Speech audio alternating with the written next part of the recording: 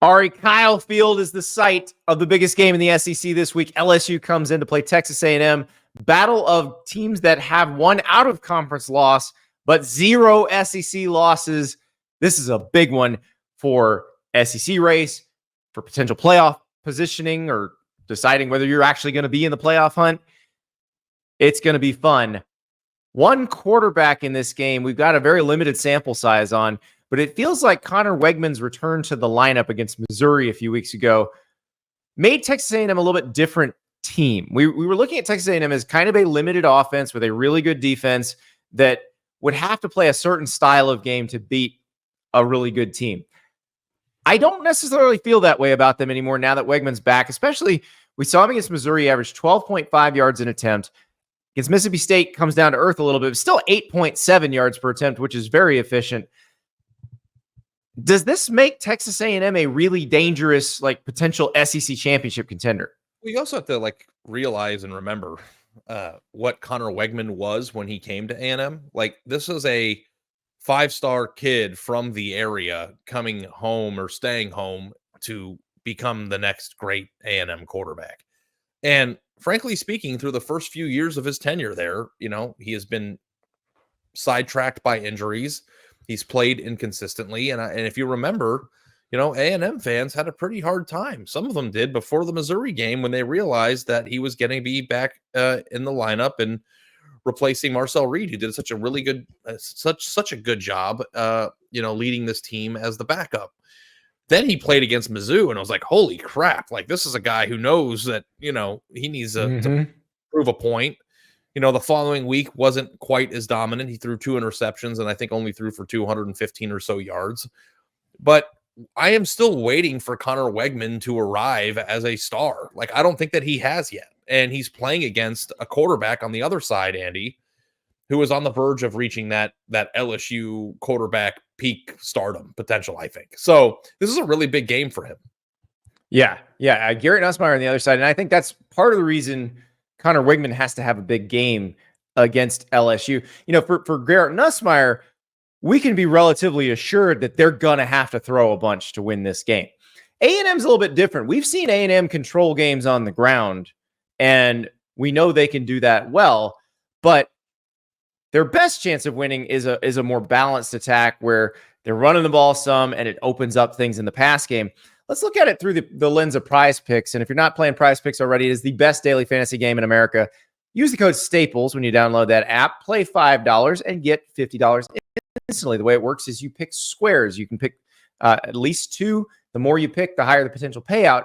Your Connor Weigman square for this week, 205.5 passing yards. So that's not a huge number. For comparison's sake, the Garrett Nussmeier one is 80 yards higher. So I think this is interesting. You choose whether you think he's going to go more than or less than 205.5 passing yards. If he's more than that, Ari, I think they're winning this game because I do think they're going to be able to run the ball a little bit on LSU's defense. LSU's defense, unlike some of the other ferocious defensive lines, actually unlike Texas A&M's defensive line, I think you can run on them a little bit. The scary part for LSU is those edges coming at your quarterback. I really think that that's probably the difference that you see in the totals with Nussmeier getting 80 extra yards there, because Texas A&M has a really good running back tandem with Le'Veon Moss and Amari Daniels. And if they are doing what they want to do and playing the game that they want to play on their own terms, both of those kids are going to be, efficient on the ground. And LSU, I still don't think they can win this game without getting contributions through the air and a couple without plays through the air. Right. Without question. I think that they need to have a pretty balanced, 150, 175 or 200 type split for them to get there.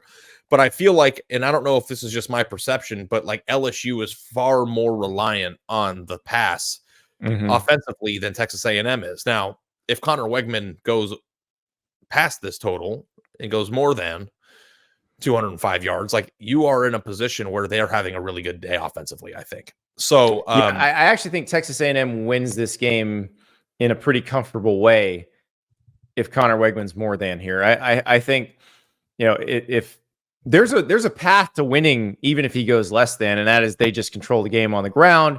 They're sacking Garrett Nussmeier on the other side, and they keep this score low. That's a possibility. Like, that is definitely a possibility. But I do think, because I go back to LSU playing against Ole Miss, which also has a great pass rushing defensive line and is also fairly tough to run on, and LSU just kept throwing. Like, Yeah, it didn't matter. Well, So and if they just keep throwing, I think they're gonna. I think Connor Weigman and company will have to score some to keep up.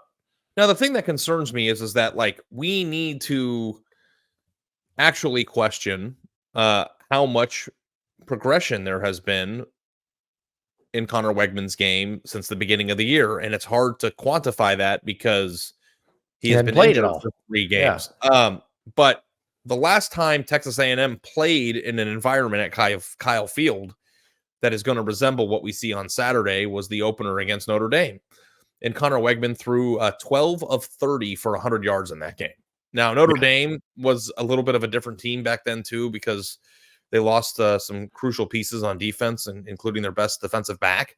But, like, you need to be much improved in these types of games for Connor Weigman to be in them. And funny enough, Texas A&M almost won that Notre Dame game. So, like, if he gets to 205 and he crosses over that threshold, Andy, I think that would be a tangible improvement, but also too a sign of a more functional, complete team that makes Texas A&M dangerous, not just in this LSU game, but moving forward in the SEC. Yeah, this is going to be a lot of fun. I cannot wait to watch. When Kyle Field gets rocking, it's one of the best places to be in college football. This is going to be awesome.